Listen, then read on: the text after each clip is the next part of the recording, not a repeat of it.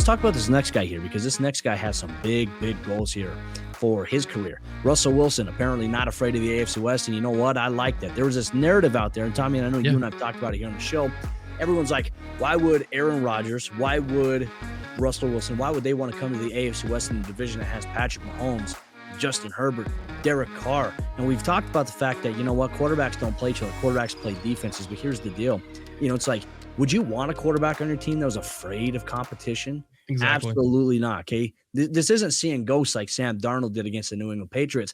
This is a franchise quarterback, an elite quarterback who obviously has a lot of aspirations. Now, we talk about like Patrick Mahomes playing long. Russell Wilson, still at his age right now at 33, he wants to play another 10 to 12 years. He said that, and he hopes that he finishes out his career with the Denver Broncos. And 3 to 4 Super Bowls would be the nice goal. But it's like, hey, this is going to be a very tough division inside the AFC West, but it's going to be fun. Like, this is going to be must-watch TV in 2022. Each of these AFC West divisional matchups should be primetime television. We should be able to see that back and forth there. We should see it Monday Night Football. I don't know about Thursday Night Football, especially coming off of a short week, especially on Sundays. I believe just Monday Night Football and Sunday Night Football should be the only times we see these games on primetime. Abolish Thursday Night Football unless teams are coming off of bye. I'll always hold firm on that. Hopefully the NFL figures out a way to do that. Well, it's like the thing I always laughed about with Thursday Night Football, it was like, you talk about player safety, but you don't care about giving them a short week with no recovery time. Like, that's been brought up by several times. I think Richard Sherman at one point for the Players Tribune did a piece about talking about like the hypocrisy of some of the statements from the NFL. Well, that's a whole different tangent we can go on to.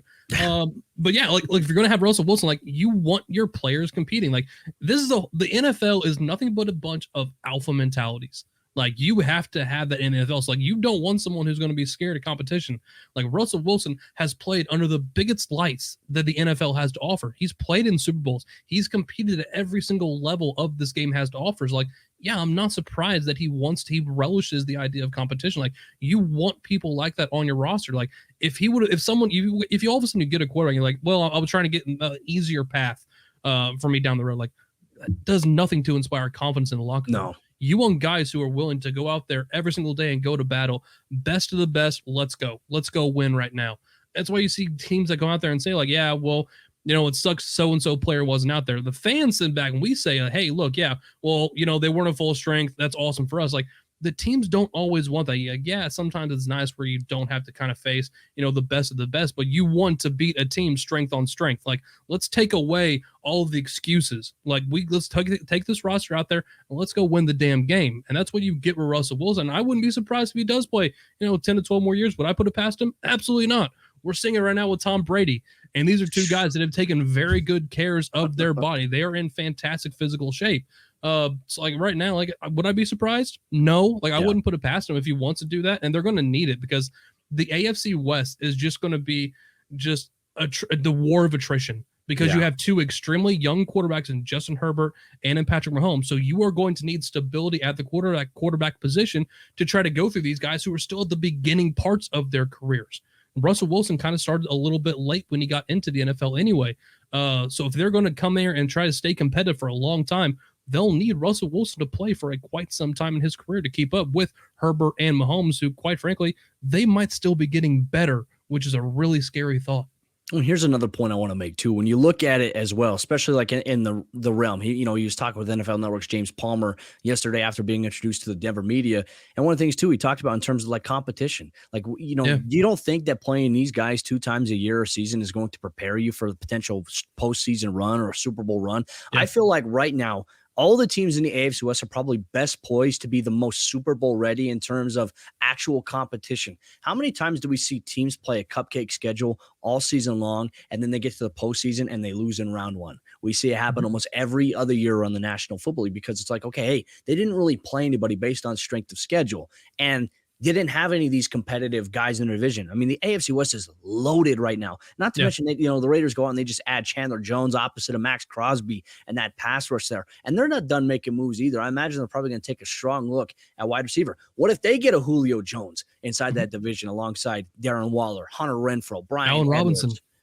Allen Robinson, and just imagine him too. That might actually be a really good fit now that you say something like that. Because I know we talked about them maybe potentially going to the Pittsburgh Steelers, Allen Robinson maybe being not Pittsburgh, the New England Patriots. I Yeah, saw the Pittsburgh Patriots. Steelers here because Outlaw 2448 in the chat says Pittsburgh last year. Absolutely. I mean, they started off Yeah. 11-0, and then they just had this collapse. Then they got smacked by the Browns, and they tried to come back a little bit late, but that was a surprising game. That their whole downward spiral was very surprising, I'd say, to everybody. And Tommy, I know you're a Steelers fan. I'm sorry you had to endure that, man. But it's like, do you feel like if they would have played, and I feel like any quarterback that plays a really tough schedule, plays the best of the best, those teams will amplify once the postseason comes around, because that's really all it is. Once you get to the postseason, it's all about what you do from there. Yeah. It's one and done. But if you are ready, you're battle tested, you have a better chance of making it to the big dance. And look, I would say for the Cincinnati Bengals, they were probably really battle tested last year. And I would say maybe that's why exactly they made it to the Super Bowl. So my thoughts on that. I mean, the AFC West at this point is like the NFL's version of the SEC, where those are the most ready teams to go compete anyone else in the NFL. That's why we see the best players go to the SEC. They compete and win against each other, and then they go win the national title. Like, you might see the exact same scenario happen where you have the best of the best players all come together. They're going to beat each other up during the regular season and get ready. The whole phrase, like iron sharpens iron. All of a sudden, boom, here come the playoffs, and you don't want to play a single one of those teams that just went through the gauntlet the entire regular season. Whoever is the healthiest coming out of that division, good luck whoever faces them off in the playoffs. And especially anymore, like with the restructuring of the playoffs, there's only one bye anymore. Like, that number one seed has never been more important. You're going to face one of these teams. I'm not saying I don't hate bye weeks, but in the playoffs, they're critical because it gives you that week off to rest. Like, you can mitigate that a little bit. Reward, in my opinion. It is. You could end up being like the Indianapolis Colts, who decided to rest all their starters for essentially almost 3 weeks and then not end up winning the Super Bowl when you could have almost gone undefeated. Like, you have to be very careful how you treat those final weeks and how you rest and play your starters if you do have that bye week.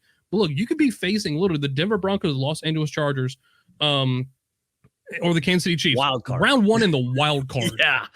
Good luck. Like, I feel sorry for whoever has to face those teams. That would be super fun. Just even the Chargers too. And I think really the disappointment stems on the Chargers not making it to the playoffs this year, because I feel like if they could have made some noise. Yeah. But you know what? They needed the tie. What it is. They played a little bit too conservative, unfortunately, even though that Justin Herbert was converting 4th and 19s back to back. Unbelievable. And I believe he threw a touchdown that tied the game with no time left on the clock too. It's like, what more could you ask for? That was such a game because, Tommy, I was guilty. I was watching that Sunday night game. I was exhausted, brother. I was watching that game. I fell asleep and I turned the TV. I was like, okay, I'm tired. I got to get off here. And so I turned the TV off and I wake up the next day and I'm like, holy crap, my feet is like going crazy. Like, wow, like this game was not over. Like, what the hell is wrong with me? So it's like, now, Tommy, I think a lesson that I've learned with the AFC West, it is not over until the clock hits 0, or at least the team wins in overtime there. So I'm never going to turn my eyes away from, an AFC West Sunday night football primetime matchup. It's must-watch TV. So we're excited about it. And we want to know, too, football fans, how excited are you about the AFC West here in 2022? Let us know in the comment section down below here on YouTube.